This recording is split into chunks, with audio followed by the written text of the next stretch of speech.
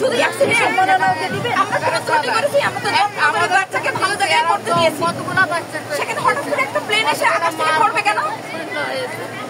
সেটা শুধু ভাগ্যের দোষ? এটা ভাগ্যের দোষ না, এটা কেউ বলে ভাগ্যের দোষ। ওখানে কেন সামরিক বাহিনীর একটা প্লেন উঠবে? সব জায়গায় ওটা স্কুল সেখানে কোচিং এর বাধ্য করবে, অন্য জায়গায় পড়তে পারতো, ওখানে গেল কি হবে? এই জিনিসটা একটা মানুষ স্কুল আওয়ারে আর এটার যে বিল্ডিংটা সেটার বারান্দাগুলো পুরো আটকানো, আগুন টাগুন লাগলে বের হওয়ার কোনো রাস্তা নেই। এগুলো আপনারা কিচ্ছু বলবেন না। অনুমোদন দিচ্ছে কে? এয়ারপোর্টের পাশে।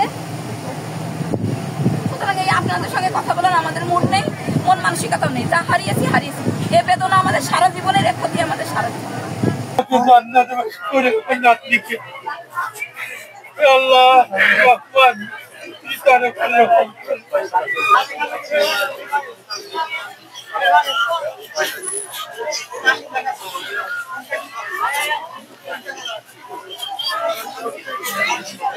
Allahu Akbar wa rahmatullah.